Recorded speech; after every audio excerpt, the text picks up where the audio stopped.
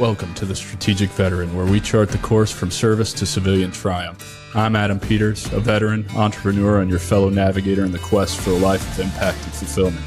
My mission is simple: to empower you with the tools and stories that turn challenge into opportunity. Having walked the path from active duty to where I stand now, I understand the search for purpose that comes with hanging up the uniform. It's a path I've walked, with its trials, its tribulations, and its victories, and it's a journey we're on together. This podcast is more than just conversation. It's a beacon for those seeking to redefine our missions through entrepreneurship. It's about igniting the entrepreneurial spirit that lives within us, the spirit that compels us to create, lead, and make our mark on the world. Here we connect with veterans who have built businesses, sparked change, and found their purpose in the marketplace of ideas. They're not just surviving, they're thriving. They've transformed their service into startups, their experiences into enterprises, and they're proof that you can too. So whether you're scribbling business plans on napkins or stepping into the arena of innovation, remember, you're not alone. You're in good company. So let's explore these stories of transformation and take the first steps together on our path to purpose. Let's begin.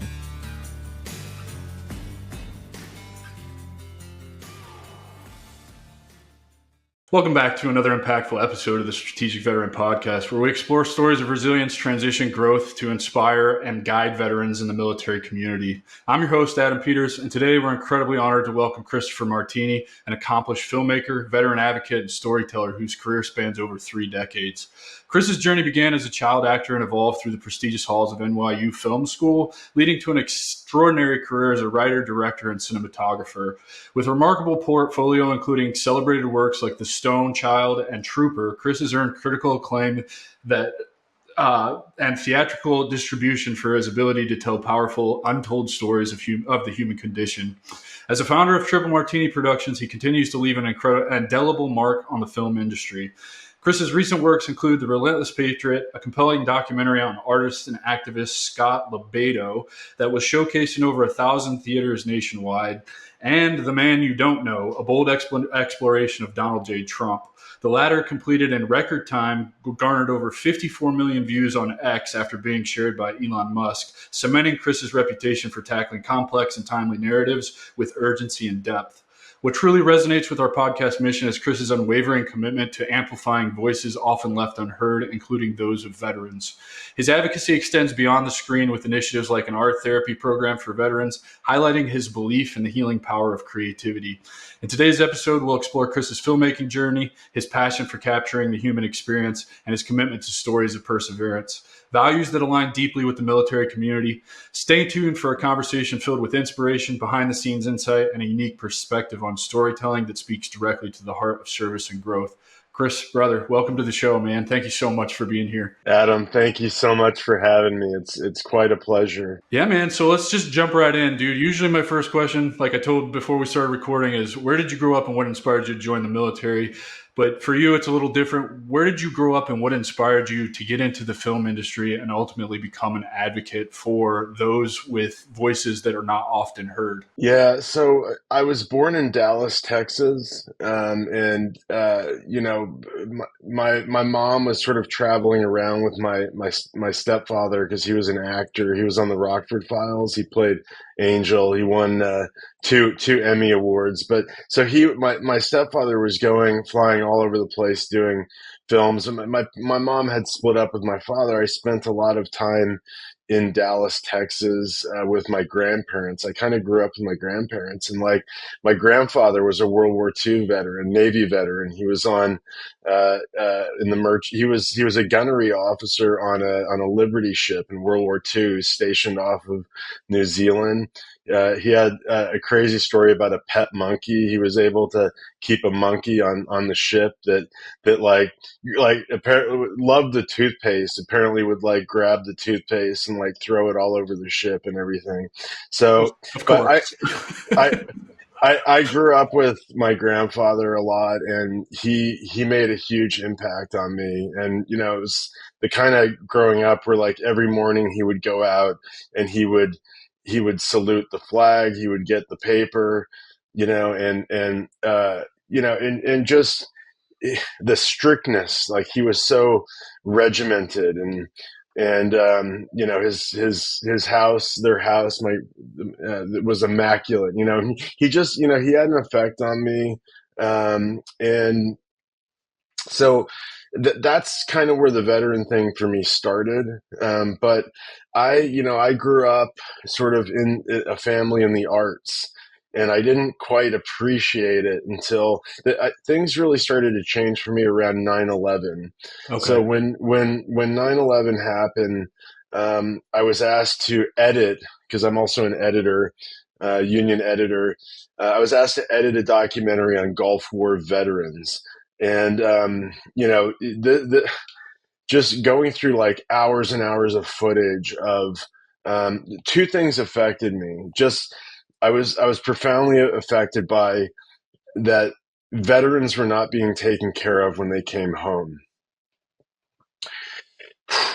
It's tough, man. It's a sad I still, I reality. still, I still, I still get emotional when I think of that, because it didn't make any sense to me that they're defending our country and we can't look after them. We have to roll the red carpet for you guys when you get home. So but so on that level, I wanted to do what I could to fight for veterans, because I never served myself. But the other thing that affected me was just sort of, in order to tell the veteran story, you always have to deal with the combat situation of it. So on the one hand, there was like, medical issues, physiological issues from, weapons that are controversial, and sort of the VA denying the claims, and the labyrinth that the veterans have to go through. But then there's also just the hard reality of combat, which every military person knows when they sign up what they're getting into. But I had to comb through like hours and hours of really gruesome footage. And that was the first time in my life that I had ever seen stuff like that before. So if I was having a hard time just watching footage, I couldn't even imagine being in that, and actually living that. So that gave me a profound respect for our military. Now, the next thing that happened was, once I started to fall in love with the military and veterans, and also law enforcement and first responders, but then it was almost like God thrusting me on a path, because the minute I did that, I saw a lot of the sort of the anti-war sentiment in our population, sort of the apathy. And so I think that might have politicized me a little bit, because I just had to go to the defense of these people that are putting their lives on the line for us, when people from our country aren't understanding what that sacrifice is. So that that experience editing that movie, and sort of my waking up, led me to make my film Trooper, where I play, I have a shaved head in that movie. I look a little bit younger, no gray hairs, but a little skinnier too. But when I made that movie, I decided that I had to be the guy to play the part, because I had essentially done. You might hear my dog soon, also, but Yeah, sorry, um, man. no, no, no, I It's love it. life I with love it. dogs, man. Yeah, yeah.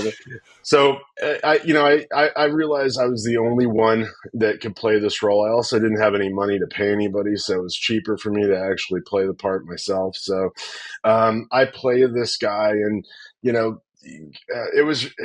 I don't think I ever bounced back from that film, because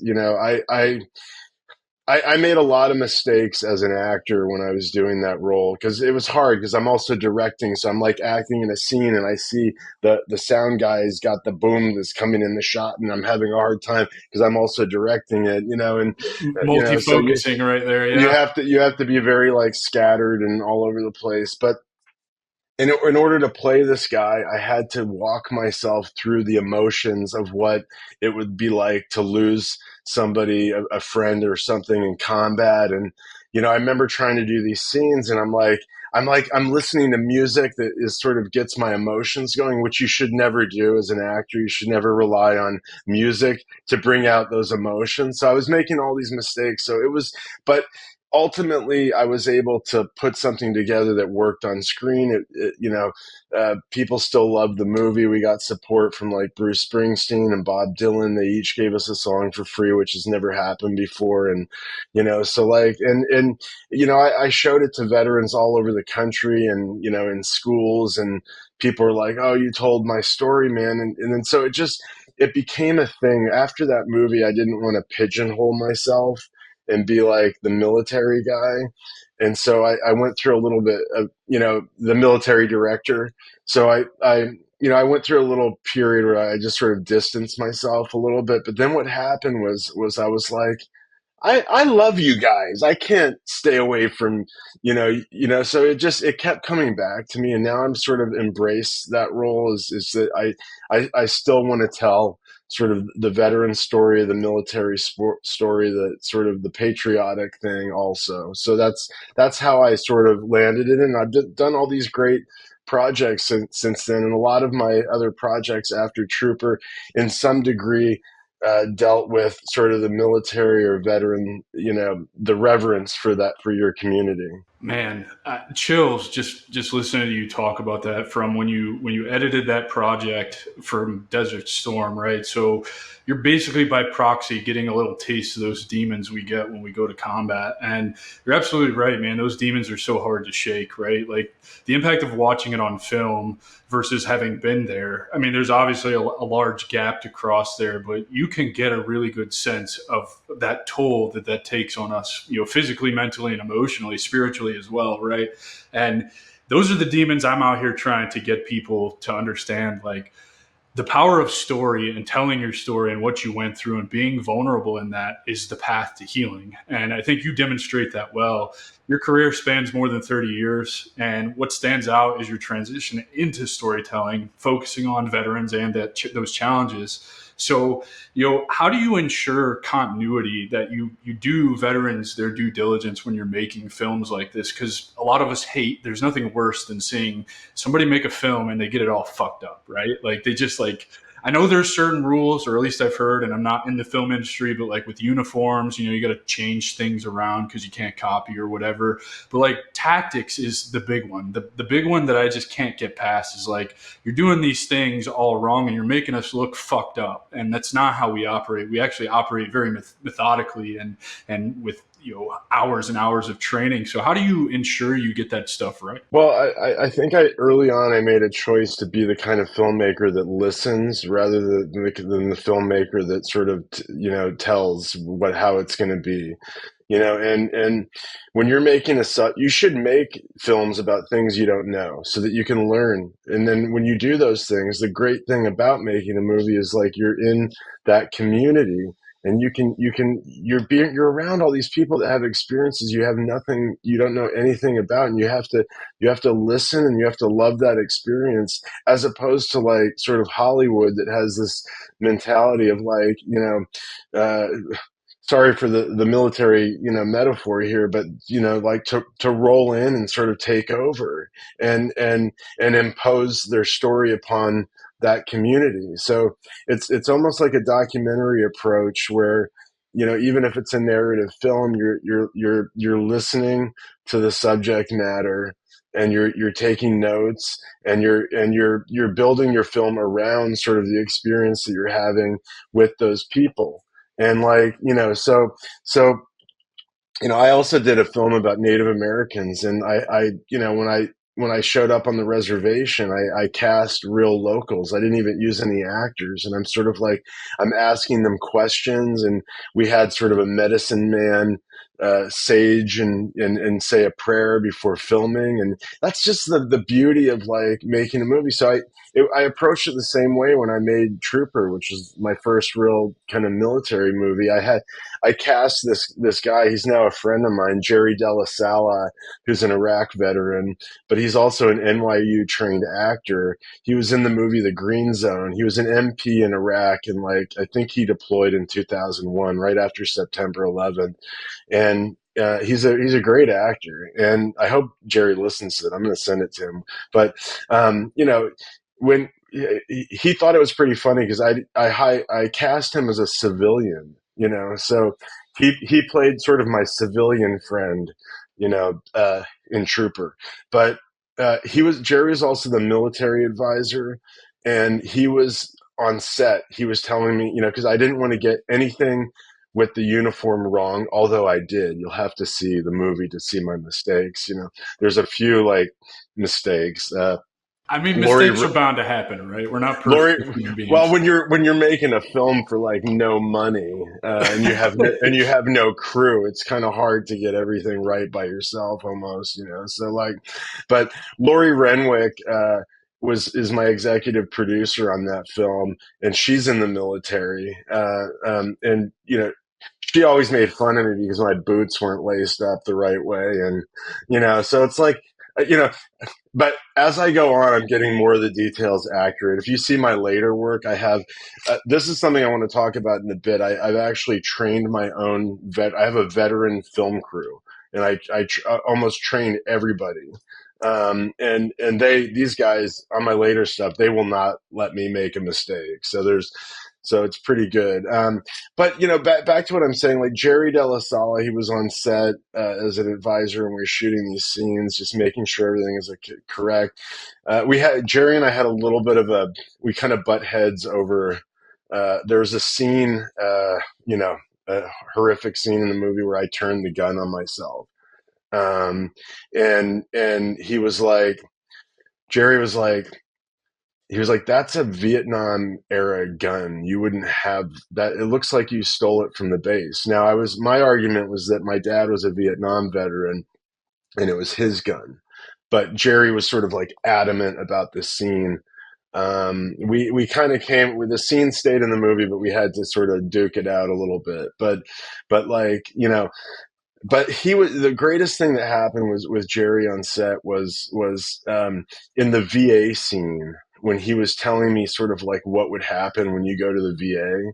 So I was doing this scene where I sort of unleash on the VA doctor, and my PTSD comes out a little bit. And Jerry was in the room when I was doing that scene, and I think that's the reason that scene was so emotional for me, was because I was like looking at him, and I knew like the experiences he had in his own real life at the VA. So, it's just, that's how you have to make a movie. You have to involve the people who lived the story. It's so funny. Like friend of mine just texted me today. I won't say who it is because it's not important, but it's a sort of high profile veteran in the community, who's been in movies and stuff. And so he was approached by a big director, big production company, to talk on a documentary. And so another military friend who works with him came to me today, and he said, "Chris, does this sound legit?" I looked him up. It's legit. This is a big director, his company and everything. And I said, the only piece of advice I can give to you is like, make sure that they don't distort your story. When you go on there, like, make sure they're not trying to just like take your story and spin it into something else, because that happens all the time. And he was like, "Well, you better be there when we're dealing with them." And I think anyways, that's that's an important point that you're making, and I think that's sound advice because one of my favorite books of all time about global war on terror is Lone Survivor. But what Hollywood did with that movie, particularly the end, is they completely distorted that entire story, and they take away from the actual Marcus Luttrell's experience. Because it was much longer. There wasn't a big battle. They had to sneak him out, and he was drinking from like nasty water bottles and shit like that. They didn't highlight any of that important stuff to really capture kind of my notes here as I'm looking, right? Like my question to you is, how do you, like, veterans do struggle to communicate their stories, and you have this unique approach to storytelling. It needs to be approached with empathy and authenticity. And so how do you ensure that we can pass that along to people who are wanting to make these films, who are wanting to tell our stories? I've even had a couple of articles written about me where I self-fill out stuff and then they still distort it and turn it around. And I've since learned, through trial and error, like, hey, this isn't right. Like, you're changing the entire premise of what I was trying to say about myself. What advice do you have for those of us who are, building things and getting these articles written and just trying to tell our stories? How do we keep that from happening? Well, you hit the key word, which is premise. So premise is at the heart of every movie, So when I'm actually doing a screenwriting course that remind me to talk about that, which is going to involve sort of veterans and first responders. That's something I do want to talk about here. But basically, a premise is basically something that you believe. It's like one sentence about life that you believe, right? So if you make a movie, you should have a clear premise and sort of like everything in that movie, every scene, every piece of dialogue, every prop, every actor has to serve that premise.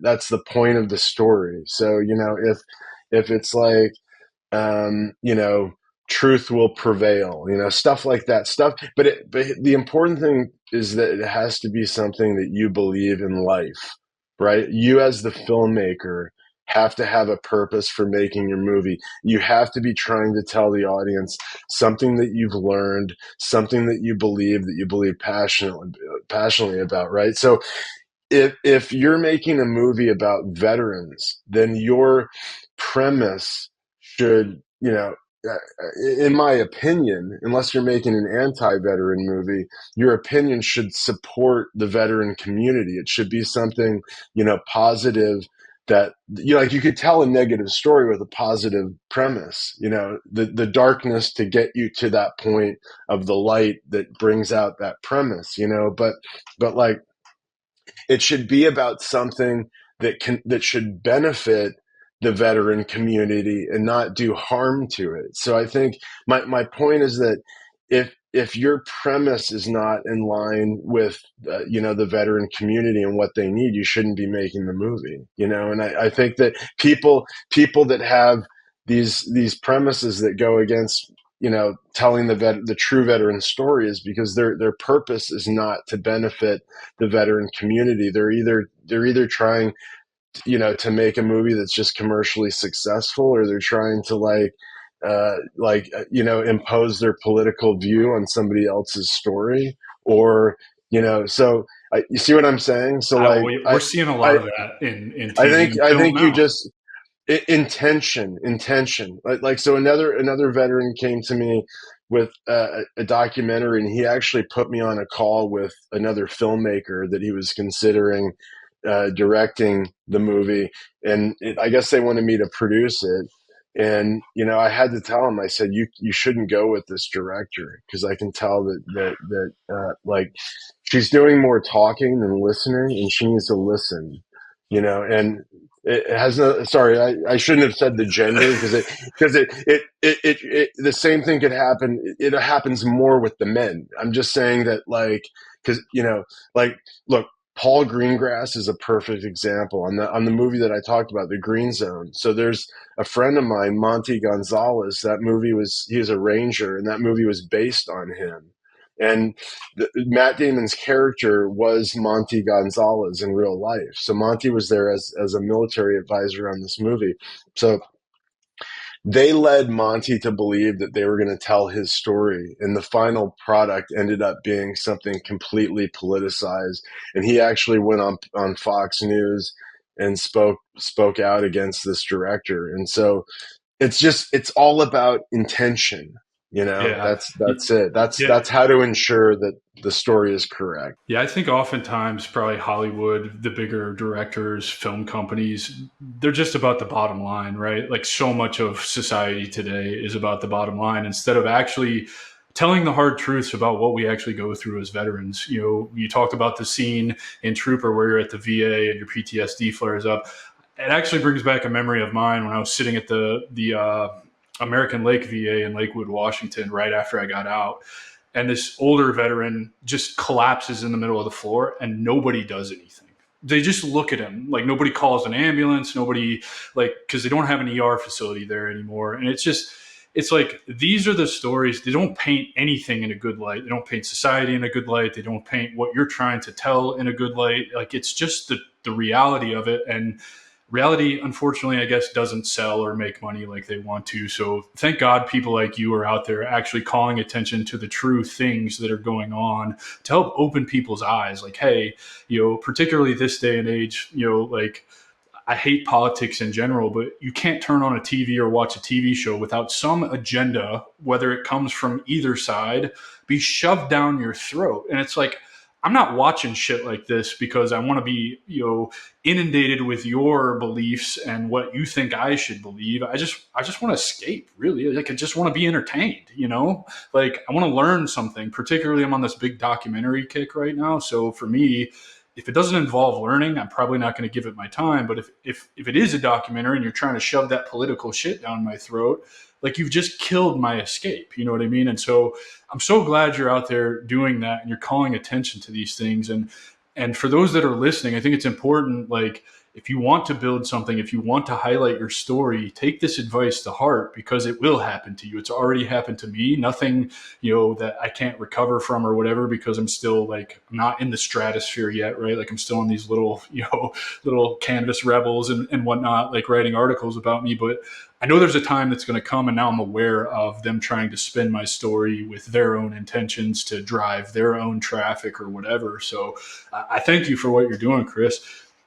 You talk about art therapy program you have for veterans, and that leads probably into the screenwriting course that you're going to put on. So let's talk about all that stuff that you're doing to give back to the veteran community, not just making films, not approaching making films from like this polymath standpoint where I want to learn everything I can and get it as close to right as I can. But what are you personally doing to kind of facilitate healing in the veteran community? Yeah, well, the art therapy program my wife and I created, and so I'll tell. It's kind of interesting how that came about. So, like, basically, when my dad died, he left sort of this building in Dallas for my brother and sister and I that went into like probate, and there was like a gold digger involved, and the city of Dallas against us, and like back taxes and all this stuff, and so. Just a big headache. It, yeah, big headache. And my dad left us like a mess, when he left us, and a legal mess just everywhere. And so he left the building in the name of a foundation to make things worse. And so basically, in order to take the building back, we had to dissolve the foundation and don't. And part of the settlement was that we have to donate. Um, we have to donate money to charities, like to 3 charities, and the judge in Dallas was going to pick who those charities were, and I was like, No, you're not. no, no, because she told us who she was going to pick, and I was like, no. So my brother picked one, my sister picked one, and then I picked one. So I wanted to make sure that I donated to something veteran related, and there was like nothing in Dallas, and I wanted it to be something to do with the arts, and so there was an art therapy program that had done a little bit of veterans related stuff, and I called them. I said, look, I'm going to give you some money, but you got to expand your veteran program. You got to make it a thing. You got to put it on your website, and this money has to absolutely go towards art therapy and veterans, and they did. And so I kind of like, my wife and I kind of, with our money, created that program. So that's just how that started, and I got to go back to them and see how they're doing, and then so the other thing I'm doing is I have a film school that I'm creating. It's sort of like an online program, but there's going to be in person a part of this also. So ChristopherMartini.com is, you can go there and put in your email address, and if you're interested in, I'm doing the screenwriting course right now. So there's going to be veteran and first responder discounts. And I'm partnering now with a ranch in New Mexico that has like 170 acres, or just like an incredible spread where we can actually go and film and do the physical classes. So there's going to be sort of an online part and then the physical part. And you can kind of attend either. And then but in both instances, we're going to be training veterans to make movies. Because what I found is like, veterans, cops, first responders are sort of like the most qualified people to work in the film industry, in my opinion, because you show up on time, you don't complain, you can work through the elements, and you guys have incredible stories to tell. So as I said, now have a crew that's made up of almost all military people that I take from project to project, and many of them I trained myself, and who had no experience. So this film school is going to be sort of an extension of that, and we're going to make movies on this ranch. They have like an old western town, and it's going to be incredible. And Well, I think this is so amazing I'm because partnering with a guy named Jonathan Delaney Marsh, who's out there in New Mexico, and he's going to be sort of the physical end of this. So, like in the online courses, you're going to see us making films, and eventually, I'm going to be walking veterans through the program, sort of shepherding them to help teach them how to, tell your stories, to get what's in here up on the screen, and make that work, in the form of a real movie. dude, I think this is incredibly genius because I started this podcast in May and it has done wonderful things for me.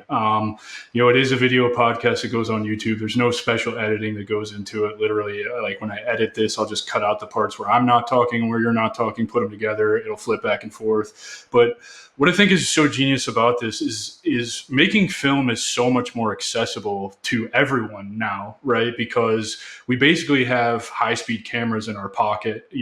Technology, drones, everything is so accessible. And I think really all we need is the guidance. I figured out how to edit my own podcast. I know how to do a little bit of layering and some graphics effects or some motion graphics or whatever. Not anywhere close to like a professional level, but I taught myself because the resources are online, YouTube University for one, but just having access to all of this, I can shoot a video right now, put it together, get some B-roll, cram all that together and put out social media posts. And I think all we need is a little bit of direction. I agree with you. Putting that team of veterans together is genius on your part because it helps you keep the continuity when you're making your films. You also get what you're looking for out of employees or people to help you build your vision because we will work through the elements. We will show up on time. We won't bitch about, well, we'll probably bitch about it, but a bitching soldier is a happy soldier is what I always say, and we're just disciplined and can take direction. Like we are very aware of what we don't know and you're trying to give us that direction. Chris says, go, I go. This is what he wants me to do. I may not understand it, but an order is an order. So I think this is awesome, man. And I'm really excited, like particularly your screenwriting course. I think that's been the hardest part for me. I've been challenged a couple of times to get into public speaking, to write a book. I'm not a writer. I don't enjoy it. I'm a voice notes guy. That's just kind of what I do.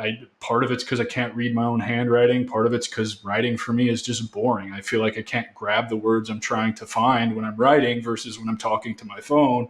And so, I was challenged last week to start writing a book, and I actually did start writing that book. I've got 9,000 words at this point, and it's actually been really cathartic, and it's opened something up for me. And so I just think what you're doing is amazing, man. And I can't give you enough praise because there needs to be more people with your background who can give that guidance and direction because all of this, I'm just convinced telling our stories is how we heal.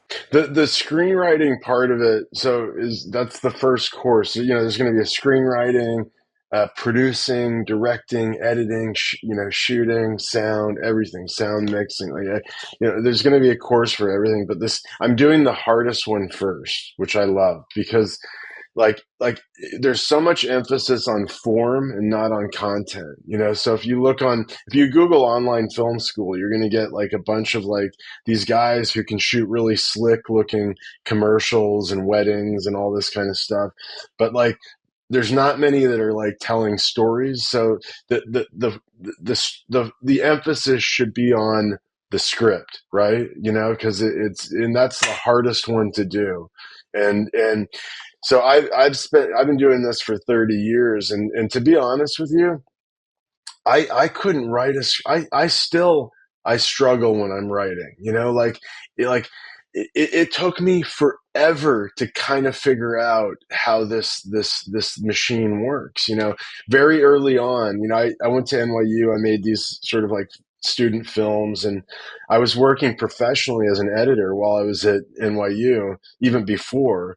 And I went to this really experienced editor and I showed him my student film, and he was like, Chris, yeah, I could tell he thought it sucked, but I'll never forget. He said, Chris, movies are about telling stories. And what he was telling me is that I didn't tell a story. It was just sort of like a collection of images. So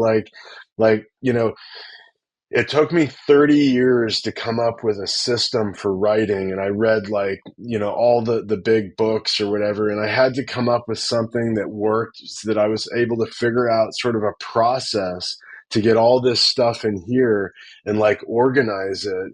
And it's all about the craft, like where you put all those ideas and how you structure it and contain it, and coming. And so this course is going to be deep, man. It has a whole system for how to, I'm taking like little bits from all these different places that I learned, and putting it into this one thing that I think works for me, that'll work for other people too.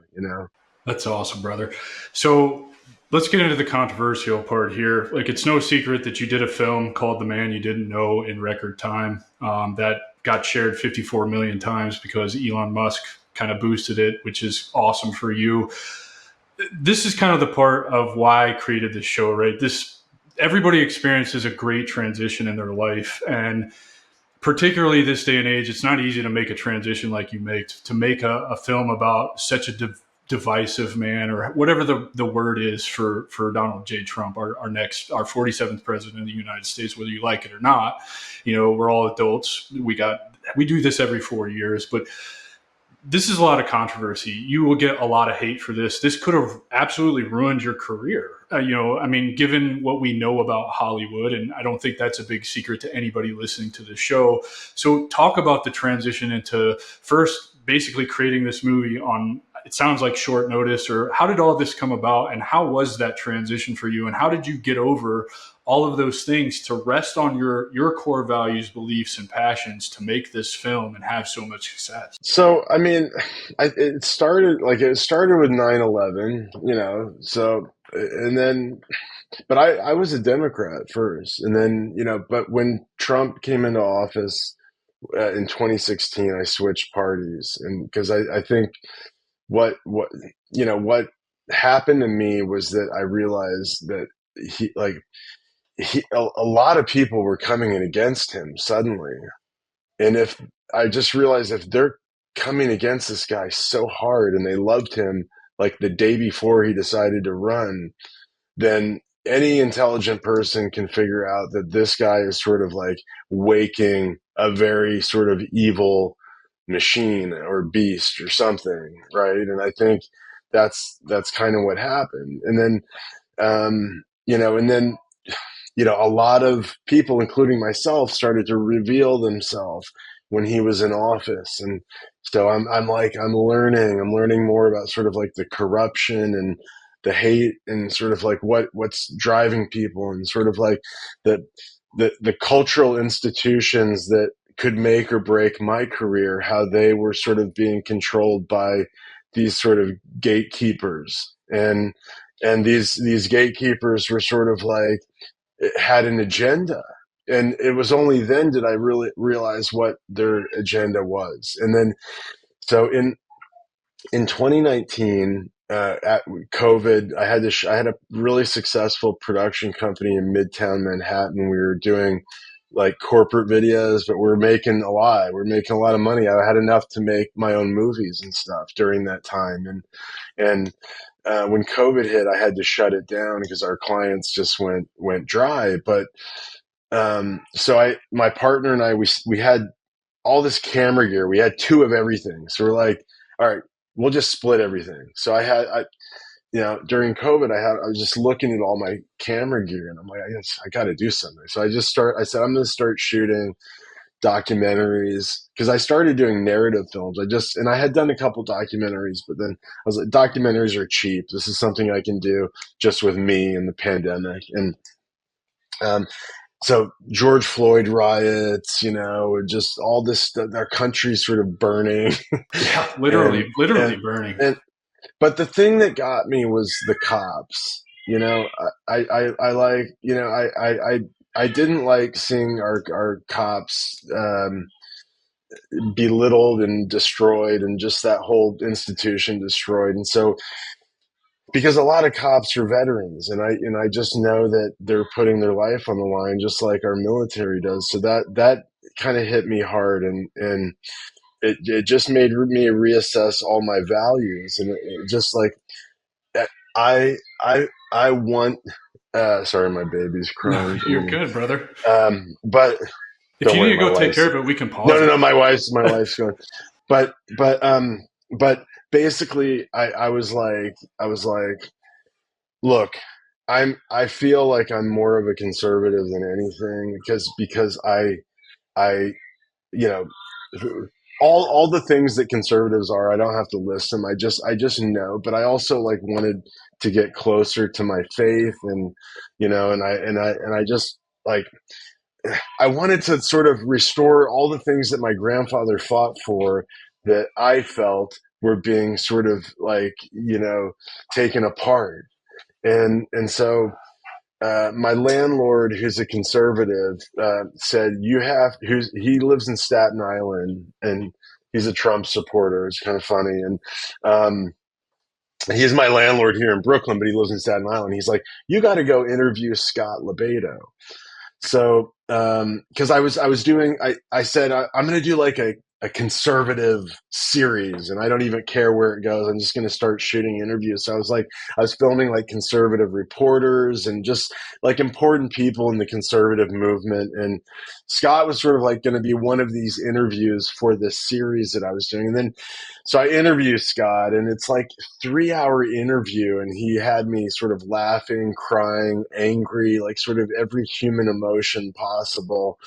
And then he was like, well, I need a documentary. So I said, okay, well, I'll do it. We made a little deal, and so I filmed Scott Libato for 3 or 4 or 5 years, like 3 or 4 years. And then what happened was, we, put this movie together. It was really good. And it spoke to all the things that concern me. Like, Scott protests for not only veterans. He won the VFW Americanism Award. He's done a lot for veterans, law enforcement, standing up for the flag, and just his craziness, and all his, like, sort of the controversial stuff that he does, and his protests and his pranks and his sense of humor. He's just like a good crazy guy, a good subject for a documentary. So, but I didn't even know where the hell I was going to get this documentary scene. And so enter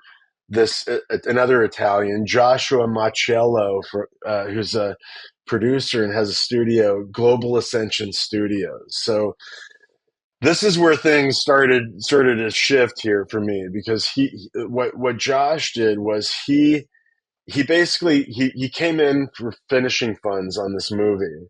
He gave us the money to finish it, and then he got us a premiere at Mar-a-Lago, where Trump was there, and then I was telling myself, now everybody knows who I am. There's no going back after this film. Yep. Um, Josh is sort of a conservative. Global Essentials is sort of like this conservative studio. They're going to take over Hollywood, and Josh I don't know how he did it, but he got this film in like 1,000 theaters across the country. And so and now we're finally getting sort of a streaming deal, because Scott swears a lot. We had a lot of streamers say no, but it's an incredible movie. If you look on Rotten Tomatoes, we got like 97%. We're even up at 98% at one point, which is above Titanic. Even through sort of all the tech censorship And like everyone was messing with this film. Facebook, Instagram, the movie theaters. Like some people from Hollywood were probably calling the movie theaters saying, "Give this happened with the Trump film, which I'm going to tell you. Like, give this film the worst times in the worst places." You know, like, and all these funny things happening with the theaters, like kind of like Sound of Freedom. Yeah, well, yeah, it happened to a lot of other films, right? Like Yeah, they would just shut the theater down and just say, "Oh, the camera's broken, we can't play the film," kind of thing. I'll Yeah, tell you a crazy story that happened with the Trump film. I'll get to that in a minute. But basically, people loved this movie. It got them so riled up, like they were cheering and standing and in the movie theaters, people. And so what happened was Josh sort of got the life rights to tell Donald Trump's story. And he asked me to direct it because like kind of like with the Scott film, I took somebody who a lot of people would say is like an unlikable person, and I made him likable, and I made you fall in love with him, right? And that is sort of like what Trump has done to people, right? That's who he is, you know. So yeah. so even though they were considering another director at one point, and we did the Trump film with the Trump family. You know, like But they that was a were, cool experience. yeah, yeah. So they like, Donald Jr., Don Jr., Eric Trump, Lara Trump, Kimberly Guilfoyle, Kai Trump. The whole family was pretty much involved with this film. We made this in participation with them. But and this was sort of like Josh's brainchild, is to do sort of the side of Trump that people don't know. So like, look, he's a human being. He made mistakes. He's done stupid things. Who hasn't? We all have, right? But there's all these stories about how Donald Trump has changed people's lives. Like he would sit in the morning and look at the newspaper and figure out who he's going to help each day. And so there's stories of like veterans that he paid for their cancer, that he bought a family farm in Georgia after the father, killed himself because of the mortgage, and he saved that farm and gave it back to the family, and just stuff like that. And like Google was actually taking down the articles of the good things that he did, because there was like stuff that he did that we couldn't find, right? And so like, so that's sort of like the angle of it. And then, I got a lot of hate for that movie. Like I got hate mail from people in the industry. But the thing is, like, my dad was an Italian sculptor from Rome. He didn't care about anybody. So he taught me at a very early age, in the arts, you need to have a thick skin. And, so that stuff just, it rolls off of me so easily, and I love it. I love it. Just keep it coming. It makes me want to do it even more, It's fuel. and yeah, it's fuel. It's like, I need you to say that, so Yeah. like, the stuff that I don't trust is when someone says something good about it, but like, so a lot of people were accusing this movie of being like propaganda. And, in some instances it was, because our premise was that he's a good guy. Our premise is that this guy is a good guy and he's been completely demonized by the media. That's our premise. We're going to prove it. I'm going to show you that he's a good guy. And that's what we did in the movie. So, to say it's propaganda is not completely accurate, because we told a dialectical story. The dialectic is that through conflict, whenever Donald Trump did something, he was encountered forces of opposition greater than he could ever imagine.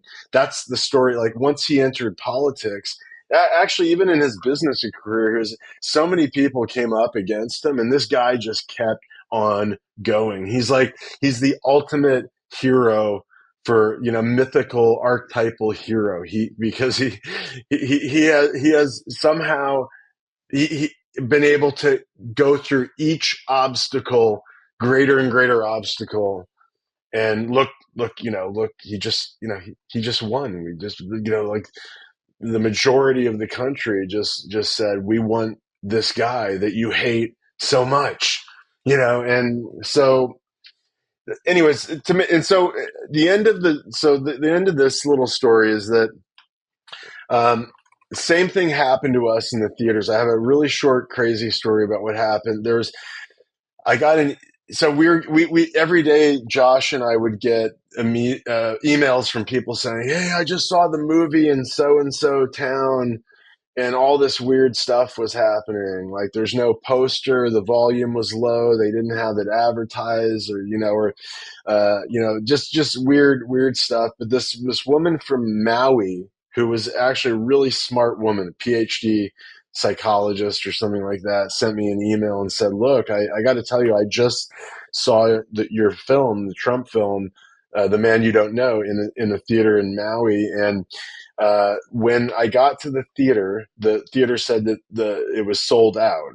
But when I got inside, there was nobody in there. And then they gets even weirder. They're like, then all of a sudden, two women show up and sit behind us, and they're heckling us the whole time. And the two women heckling the other two women got out of their seats and were like going up and down the aisle, sort of harassing them, and sprayed some kind of aerosol at them.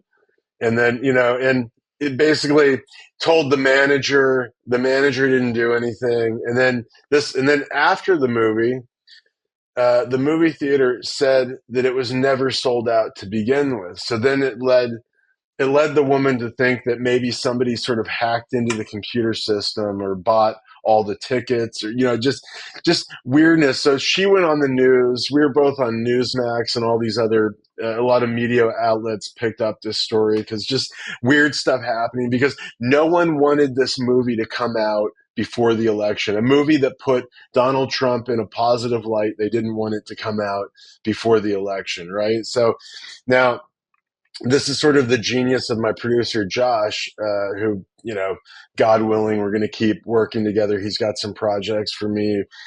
Great guy, conservative, and so he went and he after this movie he talked to X, he talked to Elon Musk's people, and he put the whole movie on X for free, basically, because he wanted eyes on it. We wanted eyes on it before the election, right?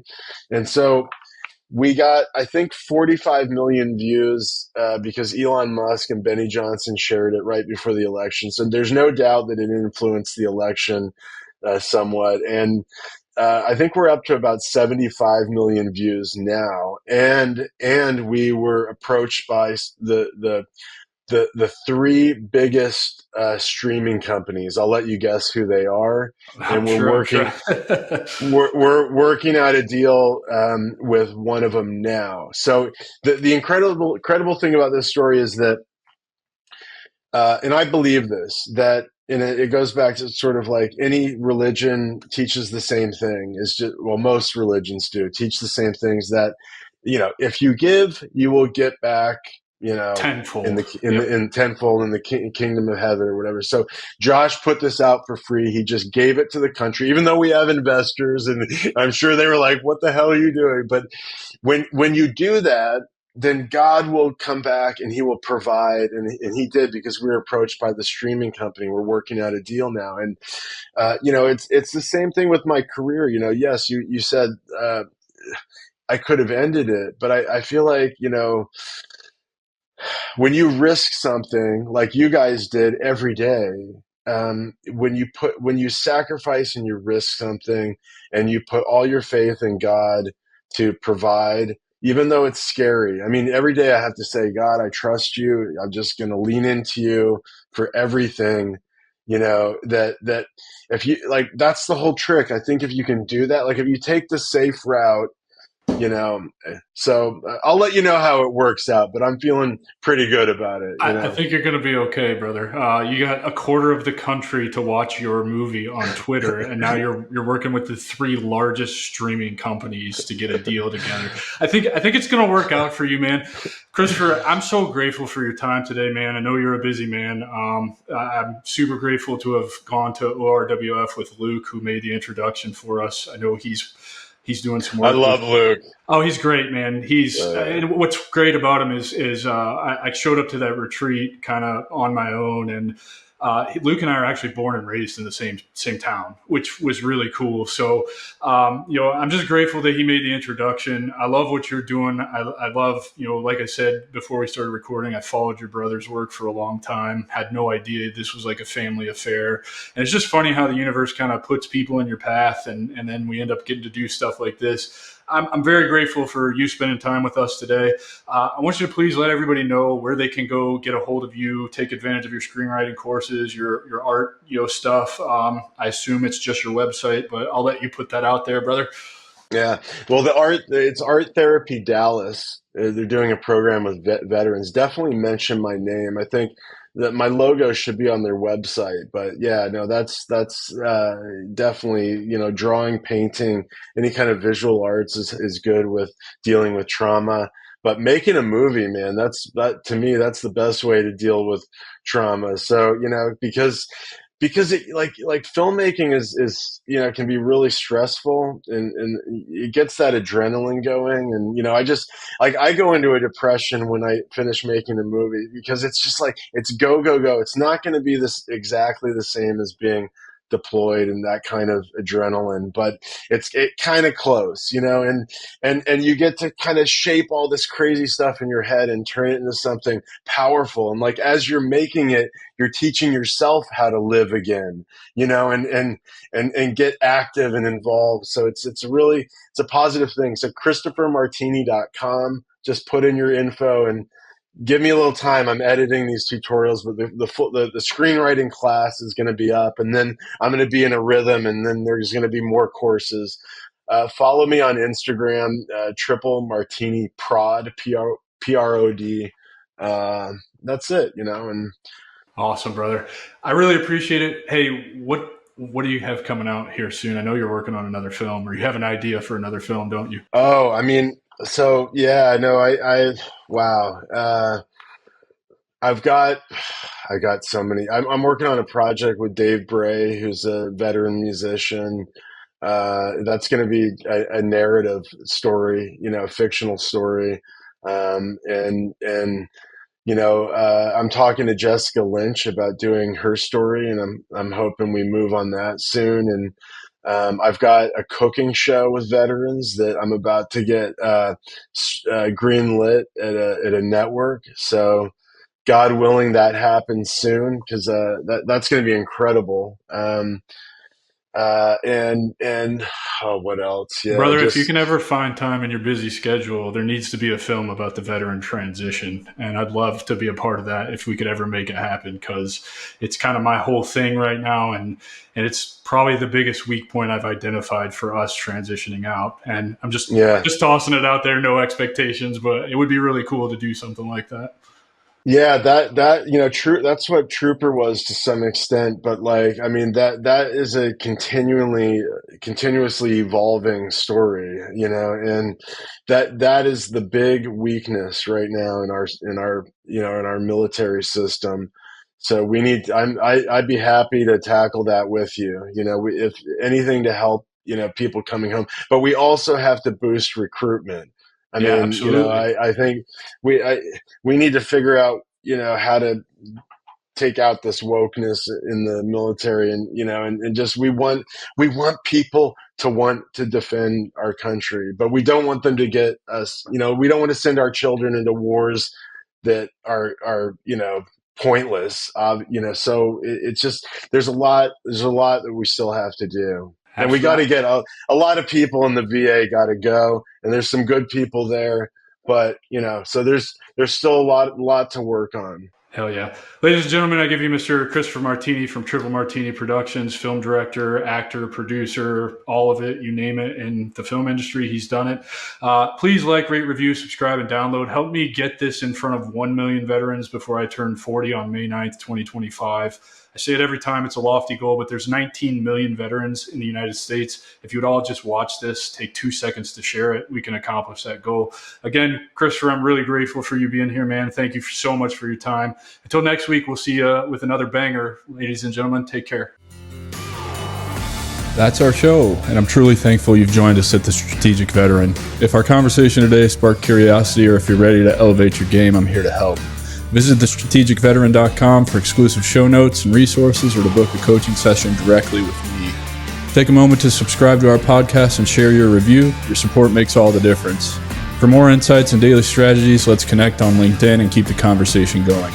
Remember, this isn't just a podcast, it's your strategic advantage in action. Until our next rendezvous, stay bold and continue the mission.